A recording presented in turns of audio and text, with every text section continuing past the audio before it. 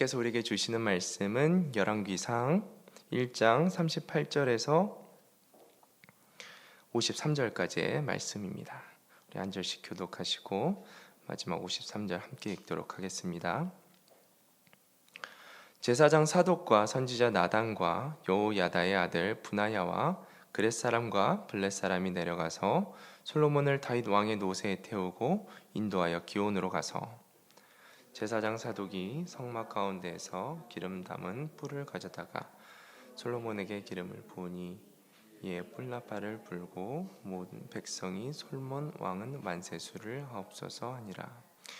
모든 백성이 그를 따라 올라와서 피리를 불며 크게 즐거워하므로 땅이 그들의 소리로 말미암아 갈라질 듯하니 아도니아와 그 함께한 손님들이 먹기를 마칠 때 다 들은지라. 요압이 뿔나팔 소리를 듣고 이르되 어찌하여 성읍 중에서 소리가 요단하냐. 말할 때에 제사장 아비아달의 아들 요나단이 오는지라. 아도니아가 이르되 들어오라. 너는 용사라. 아름다운 소식을 가져오는도다. 요나단이 아도니아에게 대답하여 이르되 과연 우리 주 다윗 왕이 솔로몬을 왕으로 삼으셨나이다. 왕께서 제사장 사독과 선지자 나단과 여호야다의 아들 브나야와 그렛 사람과 블렛 사람을 솔로몬과 함께 보내셨는데 그들 무리가 왕의 노새에 솔로몬을 태워다가 제사장 사독과 선지자 나단이 기온에서 기름을 부어 왕으로 삼고 우리가 그곳에서 올라오며 즐거워함으로 성읍이 진동하였더니 당신들에게 들린 소리가 이것이라. 또 솔로몬도 왕자에 앉아 있고 왕의 신하들도 와서 우리 주 다윗 왕에게 축복하여 이르기를 왕의 하나님이 솔로몬의 이름을 왕의 이름보다 더 아름답게 하시고 그의 왕의 위보다 크게 하시기를 원하나이다 하며 왕이 침상에서 몸을 굽히고 또한 이르시기를 이스라엘의 하나님 여호와를 찬송하리로다. 여호와께서 오늘 내 왕위에 앉을 자를 주사 내 눈으로 보게 하셨도다 하셨나이다 하니 아도니아와 함께한 손님들이 다 놀라 각기 갈 길로 간지라. 아도니아도 솔로몬을 두려워하여 일어나 가서 제단 뿔을 잡으니 어떤 사람이 솔로몬에게 말하여 이르되 아도니아가 솔로몬 왕을 두려워하여 지금 제단 뿔을 잡고 말하기를 솔로몬 왕이 오늘 칼로 자기 종을 죽이지 않겠다고 내게 맹세하기를 원하나이다. 솔로몬이 이르되 그가 만일 선한 사람일진데 그의 머리털 하나도 땅에 떨어지지 아니하려니와 그에게 악한 것이 보이면 죽으리라 하고 사람을 보내어 그를 제단에서 이끌어 내리니 그가 솔로몬 왕께 절하매 솔로몬이 이르기를 내 집으로 가라 하였더라. 아멘.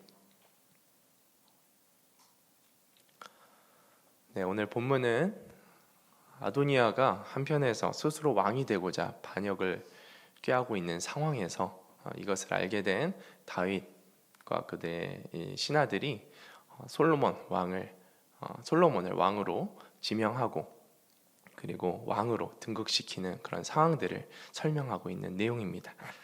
38절 말씀입니다. 제사장 사독과 선지자 나단과 여호야다의 아들 브나야와 그렛 사람과 블렛 사람이 내려가서 솔로몬을 다윗 왕의 노새에 태우고 인도하여 기온으로 가서 다윗이 솔로몬을 차기 왕으로 등극시키기 위해서 세 가지 명령을 합니다.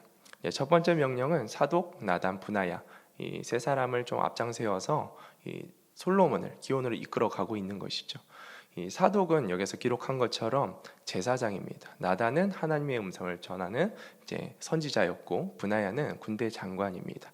다시 말해서 이제 이 나라를 대표하는 이 세 사람을 앞장세워서 사람들 앞에 왕위를 이제 임명하는 그 자리에서 좀 더 공식력을 가지고 좀 나라의 입장을 대변하는 사람들을 세우고 있는 것이죠. 그래서 왕위 계승식을 공식적으로 거행하기 필요한 사람들을 앞장세워서 이렇게 다윗이 이 세 사람 앞장세워서 가라고 이렇게 명령을 합니다. 그리고 다윗의 두 번째 명령은 솔로몬을 다윗 왕의 노새에 태우고 기온으로 가라 이렇게 명령을 하고 있습니다. 왜 기온으로 가라 했을까?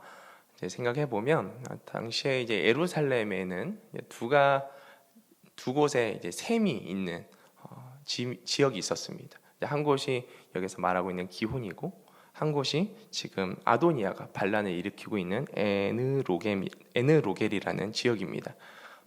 이곳에 이제 아무래도 샘이 있다 보니까 사람들이 생활하기에 많이 모여 있는 생활 중심지였습니다.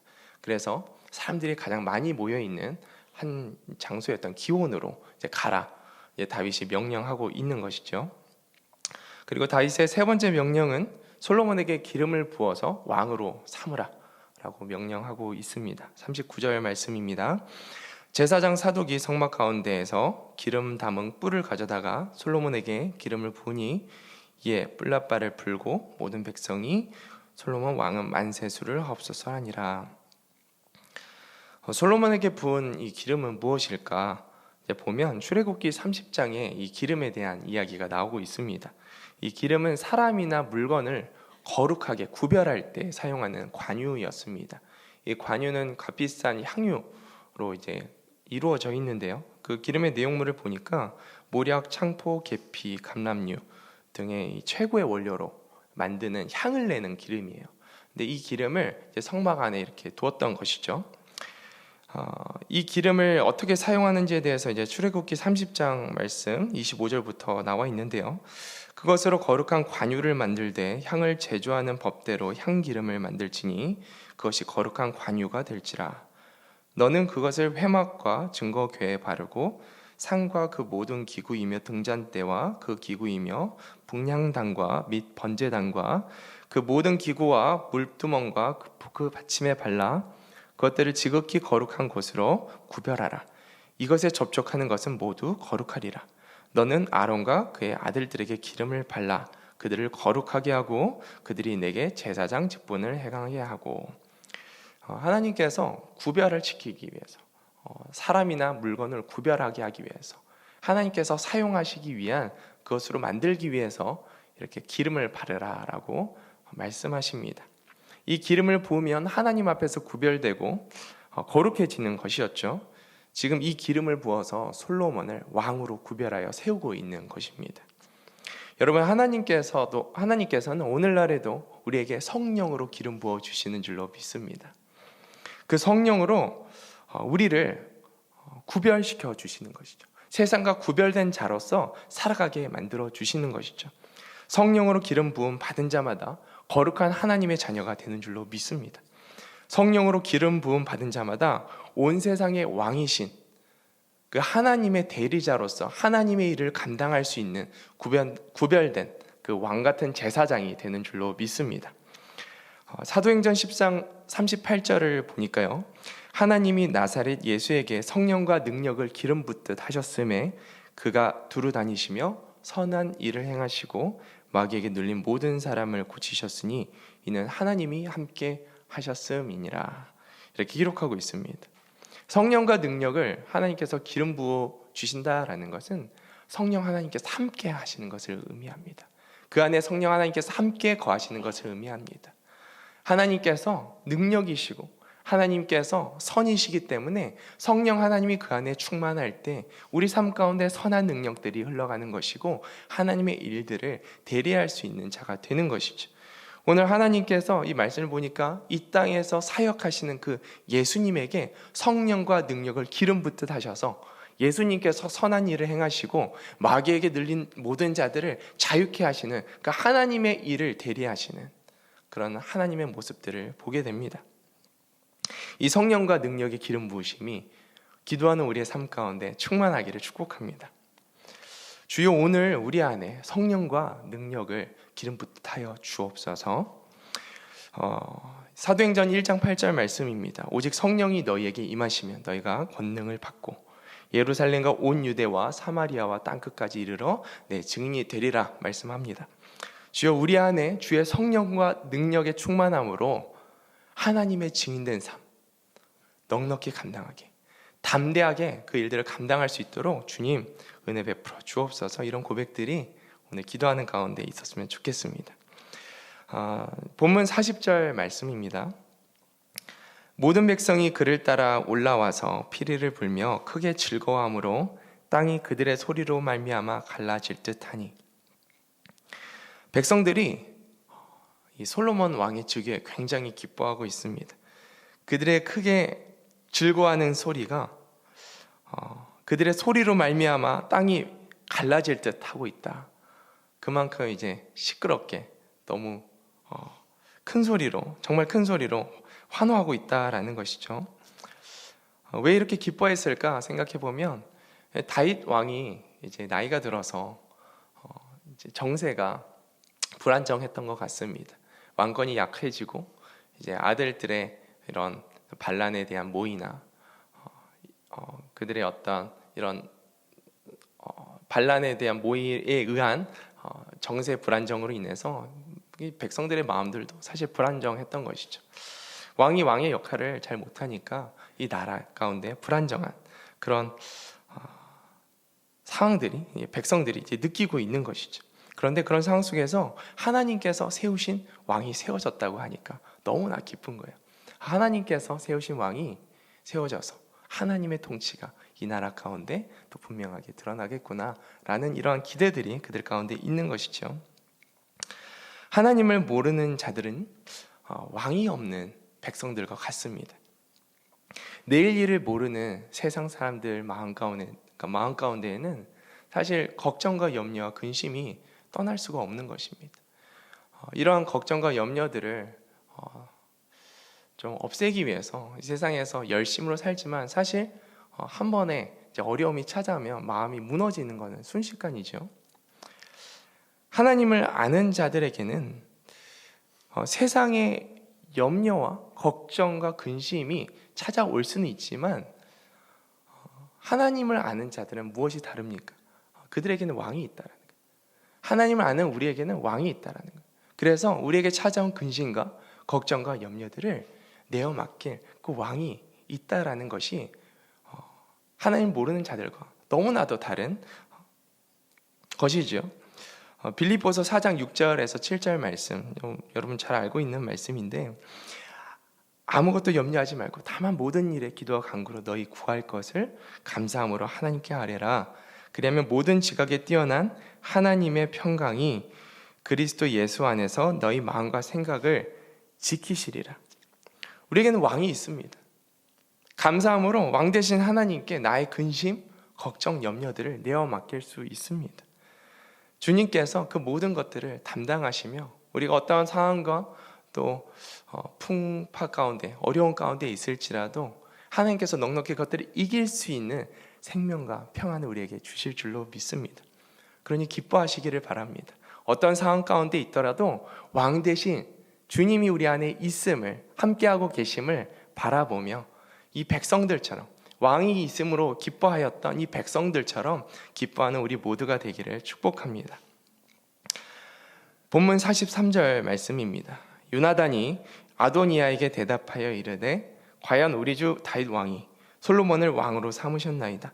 왕께서 제사장 사독과 선지자 나단과 여호야다의 아들 브나야와 그렛 사람 블렛 사람을 솔로몬과 함께 보내셨는데 그들 무리가 왕의 노새에 솔로몬을 태워다가 제사장 사독과 선지자 나단이 기온에서 기름을 부어 왕으로 삼고 무리가 그곳에서 올라오며 즐거워함으로 성읍이 진동하였나니 당신들에게 들린 소리가 이것이라.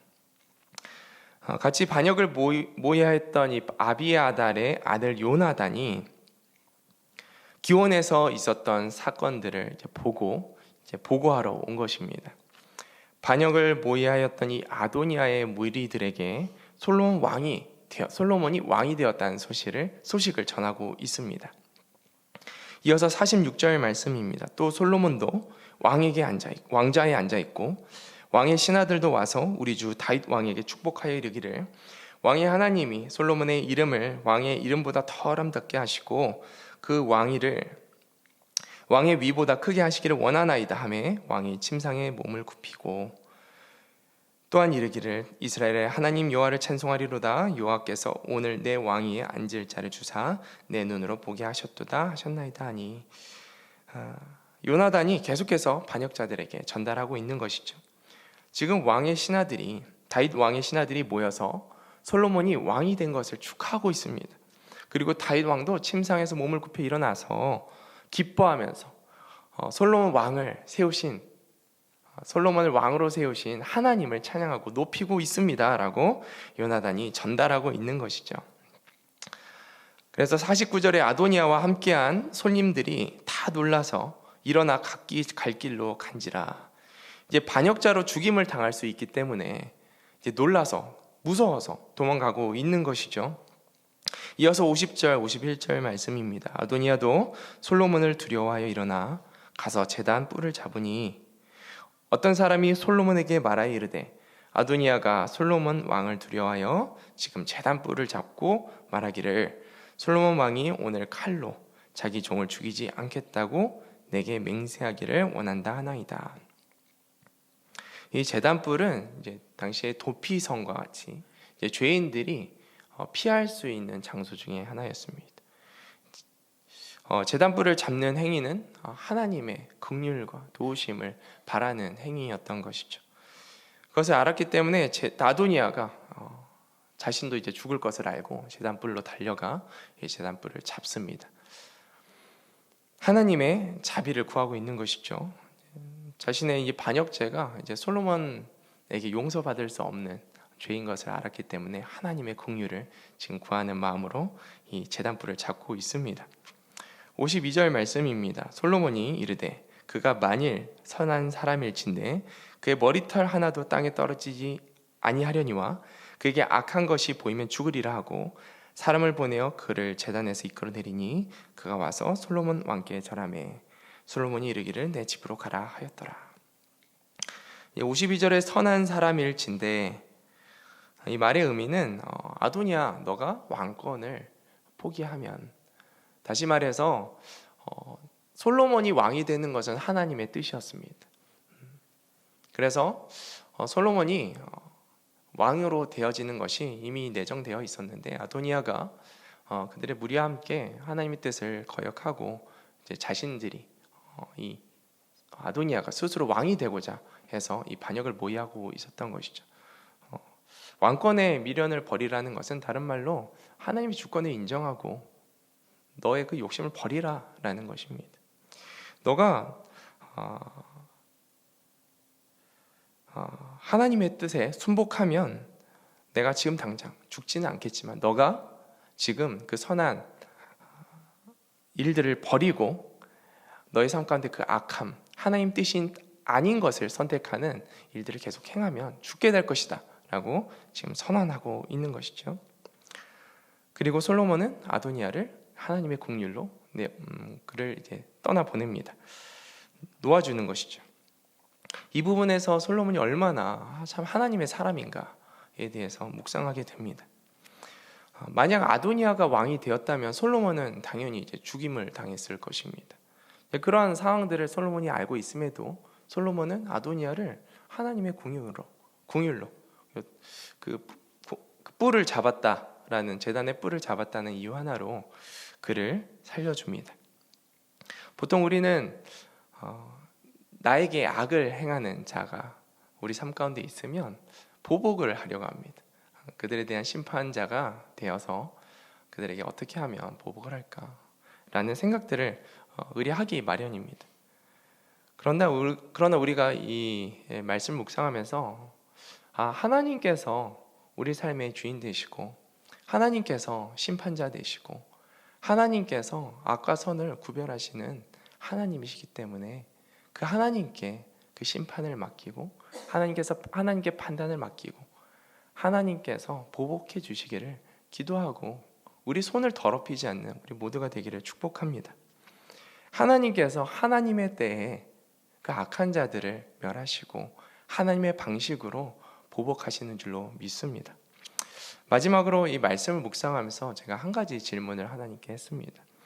왜 하나님, 아도니아가 반역을 하기 이전에, 이렇게 나라가 불안정하고 정세가 불안정하기 이전에, 해지기 이전에 솔로몬을 왕으로 세우실 수 있지 않으셨습니까? 아도니아가 반역을 일으키기 이전에 항상 하나님께서 하셨던 것처럼 다윗 왕에게 말씀하시고 선지자 나단에게 말씀하셔서 솔로몬 왕을 빠르게 왕으로 세우면 되지 않았겠습니까? 라고 이렇게 마음속에 이제 질문을 했는데 이제 말씀 묵상하다 보니까 오늘 사건의 결과를 보니 하나님께서 솔로몬 왕을 빠르게 왕으로 세우지 않으심으로 솔로몬이 왕이 되기 전에 하나님의 뜻을 따르는 자와 따르지 않는 자를 완전히 구별시켜 주셨음을 보게 됩니다. 왕이 된 솔로몬의 입장에서는 누가 하나님의 뜻을 따르는 자인지, 누가 자신의 대적인지 볼 수 있는 것이죠. 그래서 그들을 처단하거나 무력화시킴으로 강력한 왕권, 하나님의 뜻을 이루는 그 신정국가, 이 하나님의 뜻을 이루는 하나님의 나라로 세울 수 있는 발판을 마련하게 된 것입니다. 모든 일에는 하나님의 때가 있음을 믿으시길 바랍니다. 차기 왕으로 지목된 솔로몬의 입장에서는 사실 과거 기세등등한 이 아도니아의 모습을 보면서 마음의 낙심도 찾아왔을 것입니다. 분명 하나님께서 다윗 왕의 입술을 통해서 자신을 왕으로 세우겠다고 약속하셨는데 왜 아도니아는 저렇게 기세등등하고 그 사람 주위로 사람들이 몰리고 심지어 저렇게 왕이 되고자 하는데 하나님은 빠르게 나를 왕으로 세우지 않으실까? 이런 염려, 걱정들이 분명히 찾아왔을 것입니다. 그런데 결국 하나님의 때가 이르니까 이 모든 상황이 전화위복이 됩니다. 우리 삶에도 하나님의 약속의 성취를 기다리는 기도 제목들이 있을 줄로 믿습니다. 하나님께서 우리 삶 가운데 주신 하나님의 소원이 있을 것입니다. 그런데 더디 이루어지는 그런 마음의 소원들을 보면 분명 답답함이 우리 안에 찾아옵니다. 그러나 하나님의 뜻이 하나님의 때에 이루어지는 것이 우리 삶 가운데 가장 큰 복임을 우리가 믿으시기를 소망합니다. 어떤 일이든 조급해하지 않기를 축복합니다. 하나님보다 앞서지 않도록 하나님이 항상 앞서시기를 소망합니다. 우리의 삶의 모든 일이 하나님의 때, 우리 삶에 허락하신 그 하나님의 소원이 하나님의 때에 반드시 응답되어질 것을 신뢰하며 오늘도 믿음 안에서 살아가는 우리 모두가 되기를 축복합니다. 우리 같이 기도하겠습니다.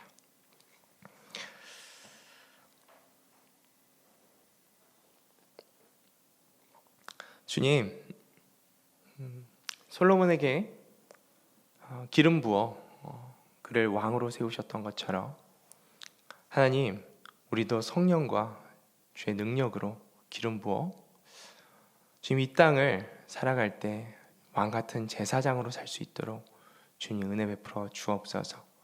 오늘도 기도하는 자마다 주님 성령과 능력으로 충만케 하셔서 하나님의 뜻을 이루고 하나님의 증인된 삶을 살 수 있도록 주님 기름 부어 주옵소서. 하나님, 우리 삶에 찾아오는 근심과 염려와 걱정들이 있습니다. 모두 다 주께 맡기고 우리 안에서 주께서 주시는 기쁨과 평안이 충만하기를 소망합니다. 하나님이 우리 삶의 왕이시기에 주님께 모든 것을 내어 맡기고 우리 안에는 그 주로 인한 기쁨과 평안이 충만하기를 소망합니다. 주여, 우리 안에 기쁨과 주께서 주시는 그 생명과 평안이 충만케 하여 주옵소서. 하나님, 우리 삶의 모든 일 가운데 주님 역사하시는 분이신 줄로 믿습니다. 하나님, 우리 안에 주께서 주신 그 소원을 하나님 때에 이루어 주시옵소서. 조급한 마음들을 버리게 하시고 하나님 때에 하나님 그 뜻이 이루어지는 복을 누리는, 그리고 그것들이 인내하며 기다리는 믿음의 사람들 다 될 수 있도록 축복하여 주옵소서. 우리 구주 예수님의 이름으로 기도드립니다. 아멘.